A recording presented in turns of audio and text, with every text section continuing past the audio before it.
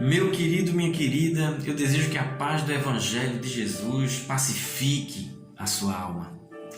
O menino judeu, quando ele completava 6 anos de idade, ele era induzido ao estudo do Pentateuco, os primeiros 5 livros da lei, Gênesis, Êxodo, Levítico, Números e Deuteronômio, o núcleo de toda a Torá.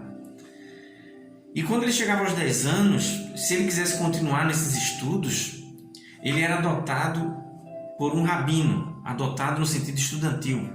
A ideia é que quando ele chegasse aos 10 anos, ele já tivesse o Pentateuco em mente. E aqueles que quisessem continuar os estudos da Torá, eles iriam estudar agora todo o restante da Torá. E eles se tornariam um talmide de um rabino. Aquela criança se tornaria um talmide de um rabino, um discípulo de um rabino, de um mestre da lei. Onde esse mestre da lei iria passar para essa criança toda uma carga de ensinos, de instruções e de interpretações a respeito de toda a Torá, que para nós hoje é o Velho Testamento. A ideia é que quando essa criança chegasse aos 12 anos, ela tivesse não somente o Pentateuco em mente, mas toda a Torá mesmo. Para que quando ela chegasse aos 14 anos, ela estivesse apta a debater interpretações a respeito da Torá, a respeito de toda a lei. Na época de Jesus, existiam 2 rabinos muito famosos, Hilel e Shammai. E cada um deles tinha um grupo de alunos. O talmide, que era uma criança, ele era aluno, ele era discípulo de um mestre, de um rabino. Um conjunto de crianças ali eram chamados talmidins, os talmidins do rabino fulano. E Hilel tinha os seus talmidins, Shammai também tinha o seu grupo de talmidins e outros rabinos também. O que é que acontece?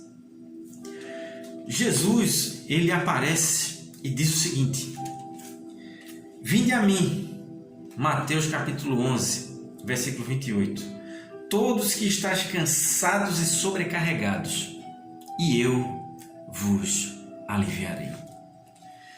Toda aquela carga que aquelas crianças recebiam de interpretações doutrinárias a respeito de toda a Torá era chamada de jugo, o jugo dos rabinos. Então os discípulos carregavam sobre si, os talmidins carregavam sobre si os jugos, as interpretações, todas aquelas cargas doutrinárias que os rabinos passavam para eles, para os seus alunos. E Jesus olha para tudo isso e aparece agora com uma oferta, com uma alternativa diferente de tudo que aquelas pessoas já tinham visto. Ele diz o seguinte: venham a mim todos que estáis cansados e sobrecarregados, e eu vos aliviarei. Tomem sobre vós o meu jugo e aprendei de mim. Jesus diz o seguinte: olha, eles já ensinaram tanto para vocês, mas eu digo para vocês o seguinte: tomem sobre vocês o meu jugo. Tomem sobre vocês o que o meu Evangelho ensina. Coloquem sobre vocês os meus ensinos, as minhas palavras, e aprendam de mim. Interessante que Jesus não manda aquelas pessoas voltarem para aprender da Torá. Aprendam da Torá. Aprendam do legalismo, aprendam do moralismo que toda a Torá, todas essas cargas interpretativas a respeito da Torá trazem para vocês. Jesus não manda fazer isso. Jesus diz o seguinte: olha, coloquem sobre vocês o que eu ensino, somente o que eu ensino. Esqueça os ensinos dos rabinos, esqueça os ensinos dos líderes religiosos, trazendo para cá hoje. Esqueça de fato toda a carga doutrinária que você já tem recebido até hoje, todos os ensinos religiosos que você já tem recebido até hoje, todos os sistemas teológicos, doutrinas particulares de grupos, interpretações da tribo religiosa que você faz parte. Jesus diz o seguinte: olha, coloque sobre você somente o meu jugo, somente o que eu ensino, somente o meu Evangelho. E não aprenda dos outros, aprenda de mim. E ele diz: por quê? Porque eu sou manso e humilde de coração. Se você quiser que a sua alma encontre a paz da vida, a pacificação que ela tanto procura, você tem que colocar sobre você somente os ensinos do Evangelho de Jesus. Você tem que tomar uma decisão para aprender somente do que Cristo tem a te ensinar, porque essa massificação do Evangelho é que poderá ser capaz de trazer paz para a tua alma. E ele diz: e se você fizer isso, achareis descanso para a vossa alma. Ou seja, se você não fizer isso, você não vai encontrar o descanso, a paz, a pacificação, a massificação que a sua alma tanto procura nesta vida. Mas se você se entregar a Jesus, estiver disposto a aprender somente do jugo dele, do evangelho dele, do que ele tem a nos ensinar, se você somente aprender dele, você vai encontrar a paz que a sua alma tanto procura nesta vida.